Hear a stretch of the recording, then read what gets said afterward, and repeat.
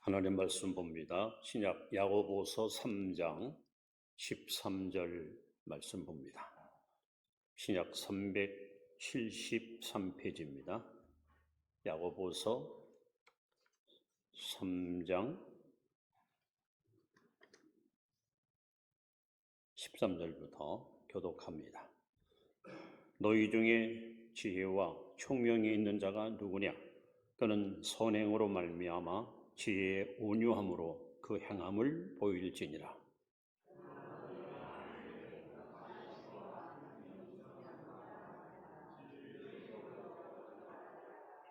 이러한 지혜는 위로부터 내려온 것이 아니요 땅 위의 것이요 정욕의 것이요 귀신의 것이니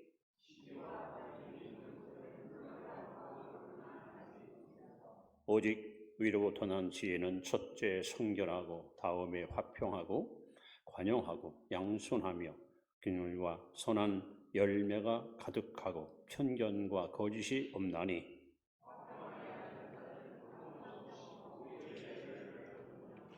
아멘. 영국의 유명한 철학자이며 정치인인 베이컨이라는 사람이 한 우리가 잘 아는 언어가 있죠. 아는 것이 힘이다. 아는 것이 힘이다. 여러분, 지금은 그야말로 지식 정보화 시대입니다. 과거에는 5년, 10년 배워야 알 수 있는 지식을 지금은 스마트폰만 있으면 단 10분 안에 모든 정보를 우리는 볼 수가 있습니다. 이 컴퓨터 공학 분야에 보면은 인공지능 AI라고 여러분 지금은요 이제 우리가 애쓸 필요가 없어. 이 컴퓨터만 있으면 모든 정보를 100% 쉽게 얻어서 우리 필요한 것을 공부받을 수 있습니다. 이렇게 사람의 지능과 혹은 사람의 지식은 날로 발전하고 향상하고 점점 확산되는데 안타깝게도 지혜로운 사람은 점점 축소하고 있습니다. 여러분, 지식이 분석, 즉 아는 것이라면 지혜는 아는 것을 삶 속에 적용시키는 능력을 말합니다. 사람들은 참 지식이 많은데 지혜로운 사람은 심히 찾아보기 어려운 이런 시대에 우리는 살아가고 있습니다. 오늘 특별히 본문에 보시면 하나님이 두 가지 지혜를 우리에게 강조합니다. 하나는 땅의 지혜고 또 하나는 하늘의 지혜입니다. 우리 성도 여러분들은 당연히 땅의 지혜를 가지고 인생을 살면 안 됩니다. 그러면 우리는 후회합니다. 우리는 부끄러운 인생으로 전락합니다. 우리는 하늘의 지혜를 가지고 살아야 됩니다. 그래야 우리는 보람 있는 인생, 우리는 가치 있는 인생, 우리는 열매 있는 인생을 살아갈 수가 있습니다. 자, 오늘 땅의 지혜와 하늘의 지혜라 이런 제목을 가지고 말씀을 전하는데 이 말씀을 듣기 전에 우리가 먼저 알아야 될 것이 하나 있습니다. 그것이 뭐냐? 이 지혜 혹은 지식의 반대가 무지 혹은 어리석음 혹은 미련입니다. 그럼 첫째로 우리는 누가 어리석은 자인가 하는 것을 알아야 됩니다.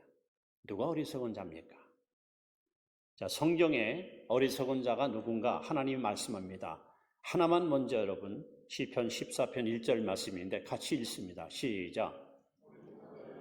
그의 마음에 이르기를 없담로다. 그들은 부패하고 그 행실이 가증하니 선을 행하는 자가 없도다. 누가 어리석은 자라고요? 하나님이 없다 하는 사람들, 하나님을 인정하지 않는 사람들, 하나님의 존재를 부정하는 사람들. 하나님은 이 땅에 살고 있는 인생들에게 하나님이 살아계심을 알 수 있는 많은 여러 가지 요인을 허용하였습니다. 먼저는 이 자연 만물을 보시면 여러분, 하늘에 떠 있는 해, 달, 별이 우연히 존재하지 않습니다. 그야말로 질서 있게 운행하면서 사시사철을 아름답게 비추고 있습니다. 봄, 여름, 가을, 겨울 우연히 않습니다. 이 모든 것을 바로 하나님이 지으셨고 하나님이 다스리시고 하나님이 돌보고 계십니다. 또 역사가 하나님 존재를 증거합니다. 순천자는 정하고 역천자는 망한다. 하늘의 뜻을 거스리는 민족은 반드시 패망했고 하나님의 뜻을 순종하는 민족은 하나님이 축복하셨습니다. 또 인간의 양심이, 여러분, 사람이 선을 향하면 마음이 밝고 행복하지만 거짓과 불의를 향하면 양심이 괴로워서 견딜 수 없습니다. 하나님은 이렇게 다양한 것을 통해, 특히 무엇보다도 성경이 하나님을 우리에게 보여주는 가장 정확한 안내서인데, 사람들은, 어떤 사람들, 어리석은 사람들은 하나님이 없다. 이게 제일 어리석은 사람입니다. 뿐만 아니라 누가복음 12장 20절에 보시면 어리석은 자를 예수님이 또 말씀합니다. 한 부자가 농사를 졌는데 너무너무 농사가 잘 됐어요. 평소보다도 더 많은 열매를 맺게 되었습니다. 신이 납니다. 집에 오자마자 하인들을 불러옵니다. 야, 저 창고가 적으니까 증축해라. 하인들은, 아이 주인어른, 이 창고가 이렇게 큰데 이걸 더 크게 지으라고요? 시끄러우면 마, 시키는 대로 해. 그래서 창고를 증축을 하고 곡식을 걷어들이는데 주인의 예상대로 그 창고 안에 곡식이 꽉 찹니다. 이 부자는 너무 행복해서 한밤중 침상에 누워서 자기 배를 쓰다듬으면서 이렇게 독백합니다. 내 영혼아, 여러 해 쓸 물건이 가득 쌓여 있으니 평안히 먹고 즐기자. 그래요. 그때 하나님이 이 부자를 찾아와서 하시는 말씀이 어리석은 자여, 어리석은 자여, 내 영혼을 도로 가져가리니 여기 쌓아놓은 물건이 네 것이 되겠느냐.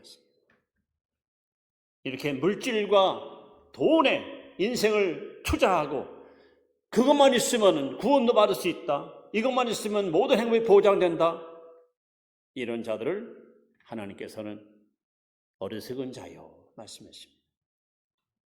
또 마태복음 7장 21절 23절에 보시면 하나님 말씀을 듣고도, 설교를 듣고도 행하지 않는 사람, 교회 와서 말씀 들을 때는 깨닫습니다, 감동받습니다, 눈물 흘립니다, 아멘 하고 입으로 시인합니다. 그런데 말씀대로 실천하지 않아요. 이런 사람을 예수님께서 말씀합니다. 내 말을 듣고 준행치 않은 자는 모래에 지은 어리석은 자와 같다 그랬습니다. 말씀을 듣고도 행치 않을 때 이들은 바로 미련한 사람, 어리석은 자들입니다.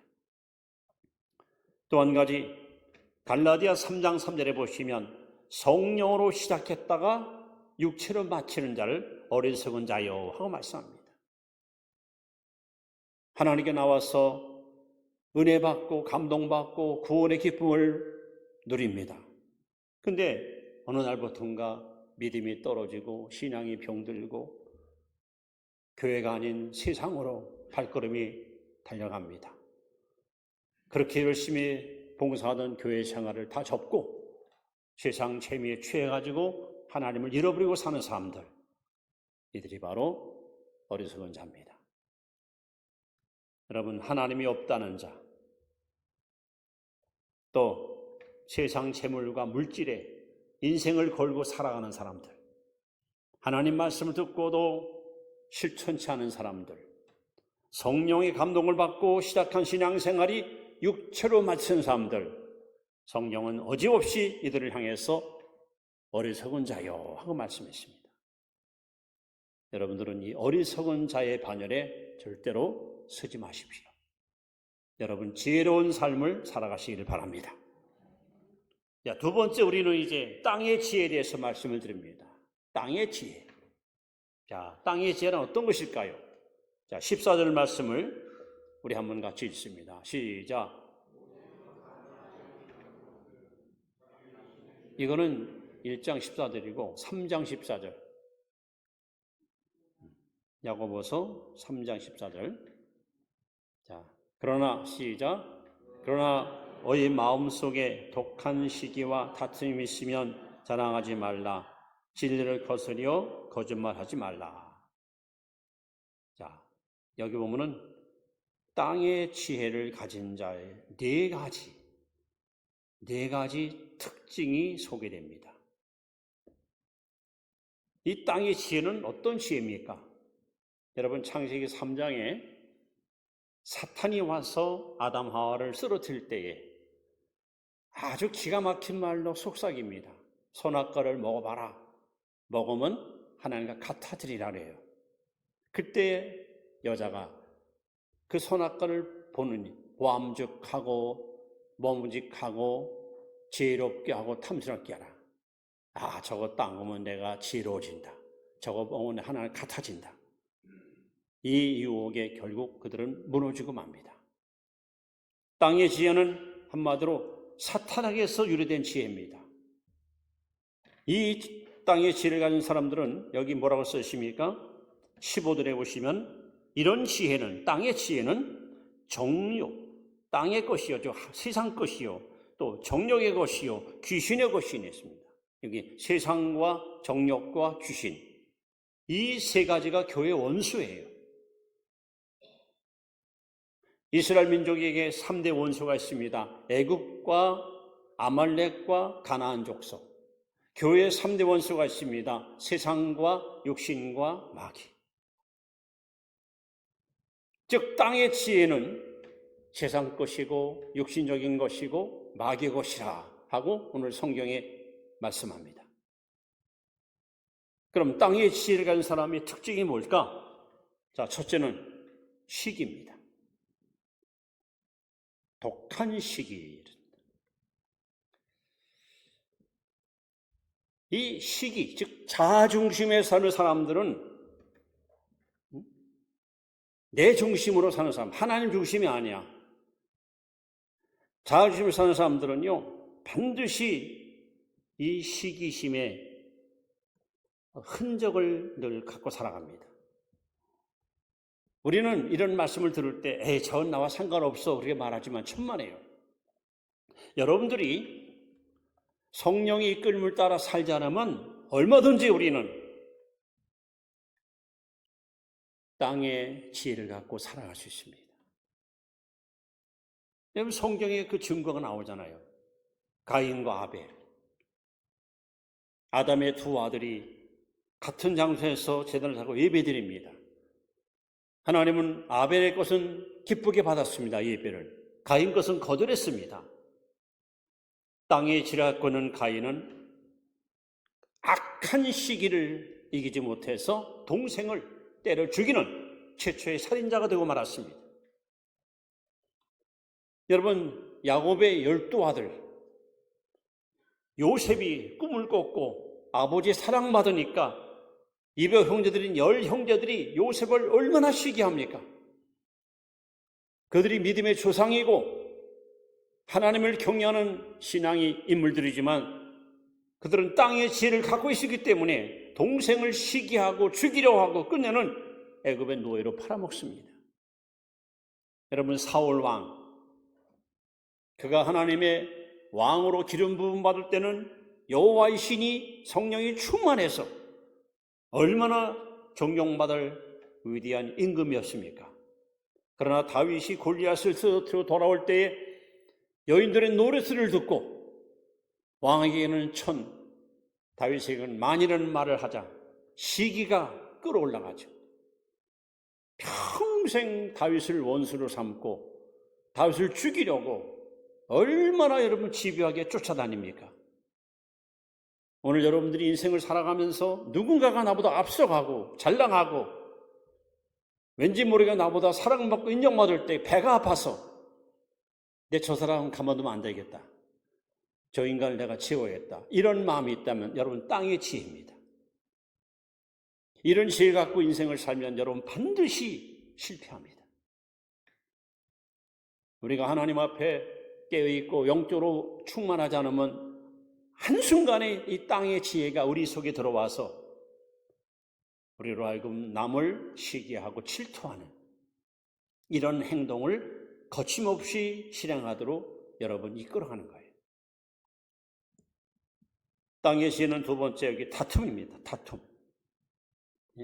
아주 강한 강파 근성이 있어서 이런 사람들은 어디 가든지 분열을 하고 파당을 만들고 이웃과 관계를 무너뜨립니다.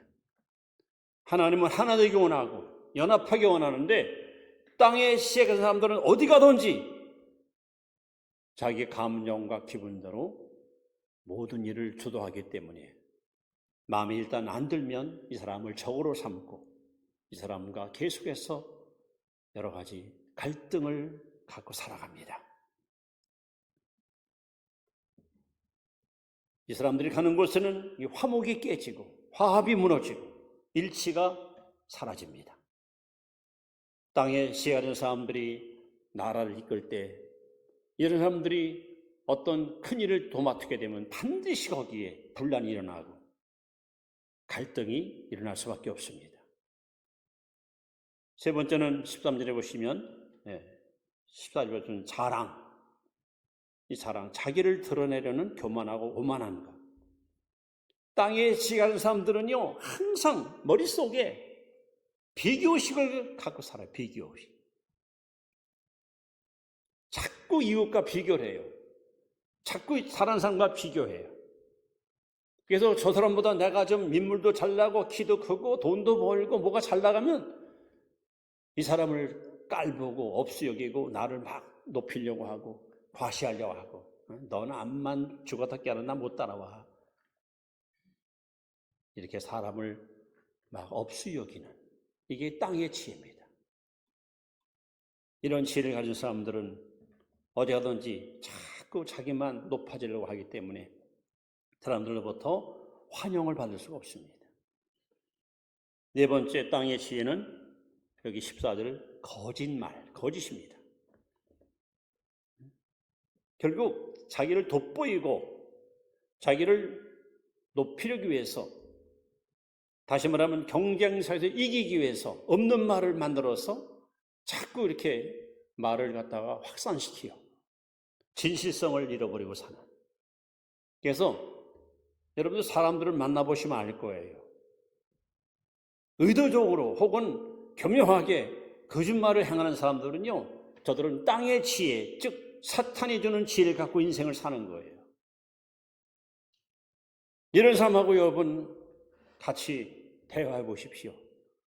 얼굴을 맞대고 여러분 마음을 나눠보세요. 여러분 얼마나 많은 장벽이 있는 것을 우리는 발견할 수 있습니다. 이렇게 하나님께서는 땅의 지혜가 있다는 거예요. 이 땅의 지혜는 바로 세상적이고 정욕적이고 마귀적이라는 거예요. 그 근원이, 그 뿌리가 사탄에서 왔기 때문에 이런 땅의 지혜가 사람들 가는 곳에는 어떤 불행이 찾아옵니까? 여기 이렇게 써 있습니다. 16절 시기와 다툼이 있는 곳에는 혼란과 모든 악한 일이 있습니다. 이게 혼란, 안정감이 없는 땅에 지혜 갖고 있는 사람들의 마음은 안정감이 없어요. 자꾸 들떠 있어요. 불안해요. 주위 사람들을 피곤하게 해요. 힘들게 만들어요.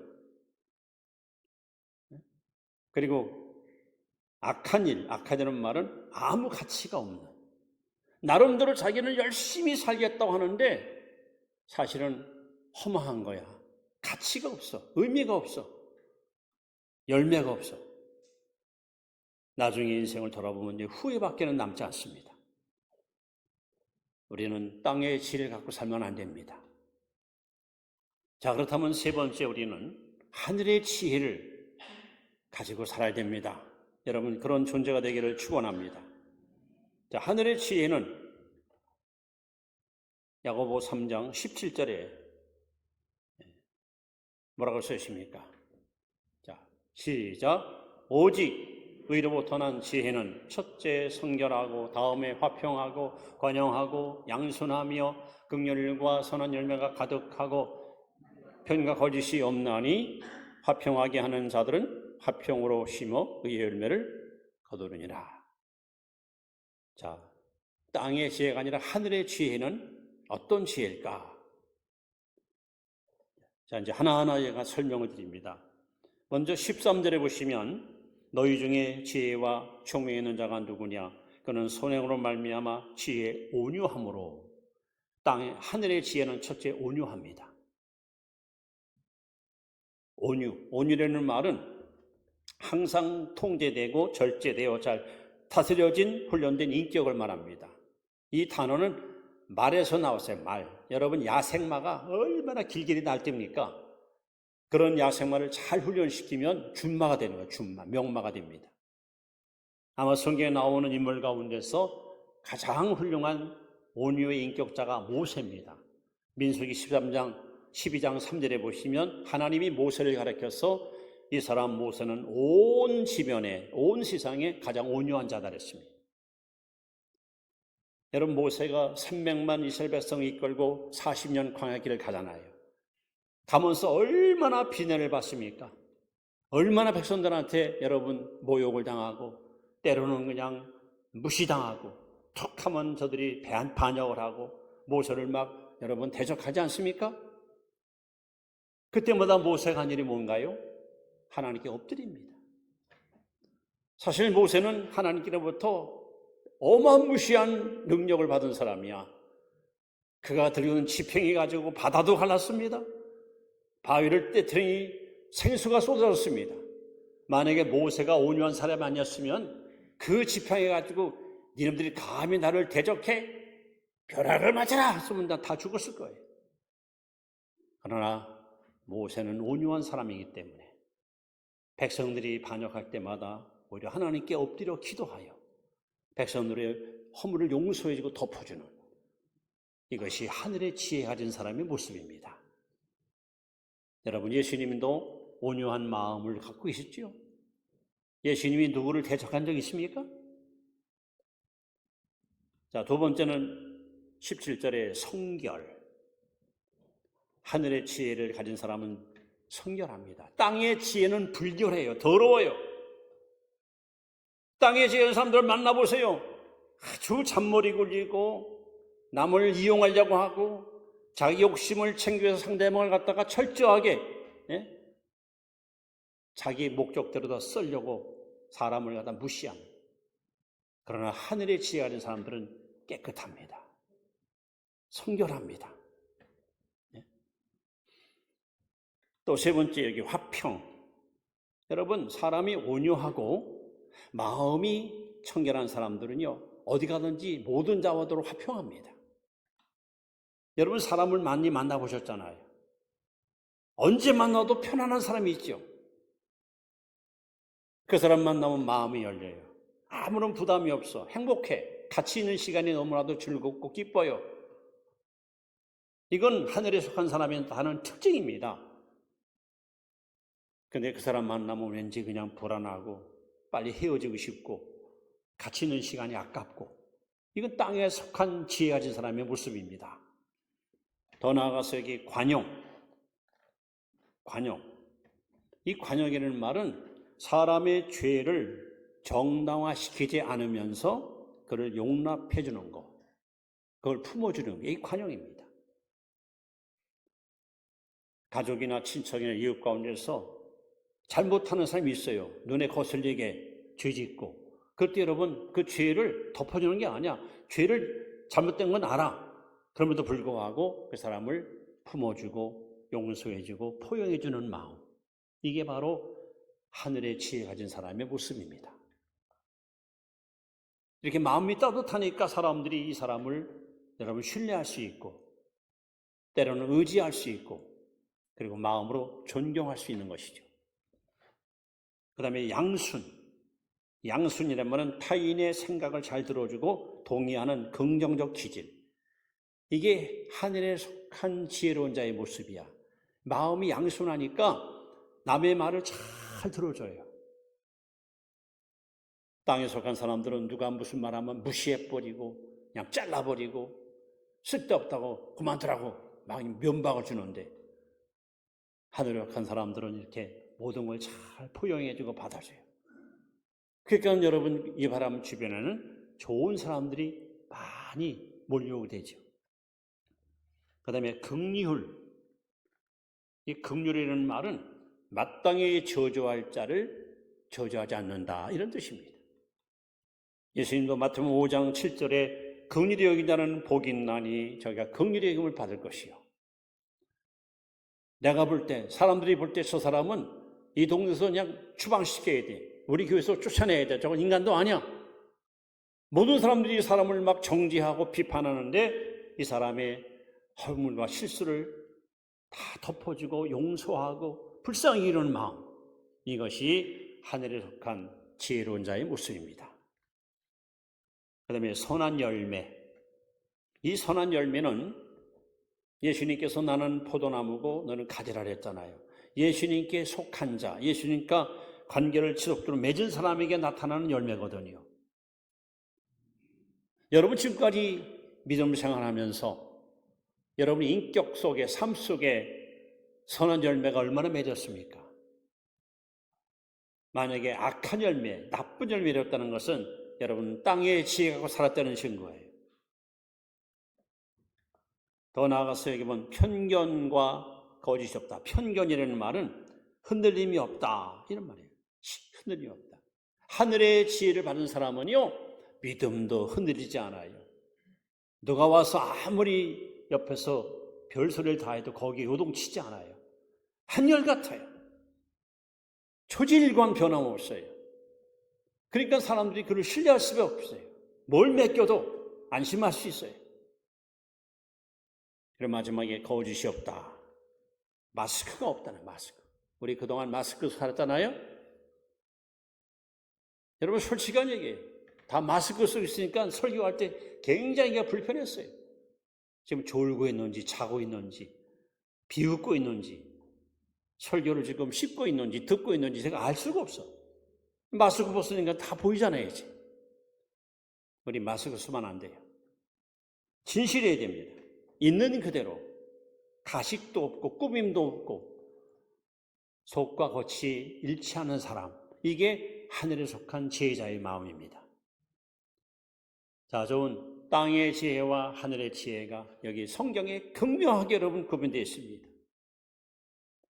여러분들이 매일 매순간 성령의 인도함을 따라서 하늘의 지혜 갖고 인생을 살면 여러분은 정말 후회 없는 인생을 살아요. 내 인생이 자랑스러워요. 그러나 우리가 성령의 인도함을 따르지 않고 육체의 욕심을 따라서 그릇 판단하고 그릇 행동하게 되면 땅의 지혜 갖고 살아. 그럼 여러분들은 후회합니다. 내가 왜 이렇게 사나? 내가 왜 이런 말 왜 했을까? 내가 왜 이 길을 걸어갈까? 여러분, 내 삶이 너무 부끄러운 거예요. 자, 그렇다면 오늘 우리는 어떻게 하늘의 지혜를 얻을 수 있을까? 성경에 두 가지 비결이 있어요. 이 비결을 여러분들이 잘 인용해서 여러분의 삶이 하늘의 지혜를 항상 공부하고 살아가는 지혜로운 성도 되기를 축원합니다. 자, 첫 번째, 하늘의 지혜를 받는 비결, 디모데후서 3장 16절 말씀입니다. 디모데후서 3장 15절 같이 읽습니다. 시작. 또 어려서부터 성경을 아나니 성경은 능히 너로 하여금 그리스도 예수 안에 있는 믿음으로 말미암아 구원에 이르는 지혜가 있게 하느니라. 성경은 뭐 한다? 지혜가 있게 하느니라. 여러분, 하나님 말씀을 항상 가까이 하세요. 이 말씀을 묵상하세요. 읽고 묵상하고 이 말씀을 여러분 입으로 그러면 정말 상상할 수 없는 어마어마한 하나님의 지혜가, 세상에 줄 수 없는 놀라운 지혜가 여러분 마음속에서 새록새록 이렇게 꽃피는 걸 보게 됩니다. 특별히 성경을 가까이 해서 여러분 지혜를 얻게 되면 하나님을 잘 섬기는 멋진 예수님에게 될 수 있습니다. 여러분, 진짜 지혜가 뭐냐? 저 사람 지혜롭다. 저 사람 참 똑똑하다, 유능하다. 뭐가 지혜롭고 뭐가 똑똑한 겁니까? 잠언 1장 7절에 여호와를 경외하는 것이 지식의 근본이다. 예수를 잘 믿는 게 지혜로운 거예요. 죄 안 짓고 사는 게 지혜로운 거예요. 깨끗하고 거룩하게 사는 게 지혜로운 거예요. 아무리 공부하고 유능하고 똑똑해도 거짓말하고 살고 양심 속이고 살고 죄 짓고 살고 불의하게 사는 건 그거는 지혜로운 게 아니에요. 그거는 바로 땅의 지혜를 갖고 있는 마귀가 기뻐하는 부끄러운 삶이에요. 또 한 가지 야고보서 1장 5절에 보시면 지혜를 얻는 또 하나의 비결이 있습니다. 1장 5절 말씀. 자, 성경은 우리에게 이렇게 약속합니다. 같이 읽습니다. 너희 중에 누구든지 지혜가 부족하거든 모든 사람에게 후히 주시고 꾸짖지 아니하시는 하나님께 구하라. 그래야만 주시리라. 여기 하나님은 꾸짖도 하나 나무라지 않고 우리에게 주시는 응답인데 바로 지혜입니다. 여러분, 성경 약속이에요. 너희 중에 누구든지 지혜가 부족하거든. 여러분 스스로 하나님 저는 지혜가 부족합니다. 예수를 알고 싶으나 알 수가 없고 기도도 잘하는데 기도가 잘 안 되고 성경 읽고 싶으나 이 뜻을 제가 알지 못합니다. 여러분 부족해. 그러니까 기도라는 거예요. 뭘? 지혜를 달라. 그러면 하나님께서 후히 주시고 꾸짖지 않게 우리에게 응답을 주십니다. 하나님께서 주시는 지혜를 가지고 여러분 인생을 살아보세요. 하나님께는 영광이 됩니다. 이웃들에게는 유익을 줍니다. 자기 자신은 보람이 있습니다. 보람. 내 자신이 너무 자랑스럽고 대견한 거예요. 인생은 일생입니다. 한 번밖에 못 살아요. 여러분, 땅의 지혜 갖고 살겠습니까? 하늘의 지혜 갖고 사시겠습니까? 우리는 어리석은 자가 되면 안 됩니다. 땅의 지혜를 가지고 인생을 살아봐야 아둥바둥 대봐야 아무런 열매가 없어요. 내 자신이 초라해 보이고 믿음도 떨어지고 인격도 여러분 무시당하고 왜 그렇게 삽니까? 하나님의 지혜를 가지고 여러분 인생을 살아보세요.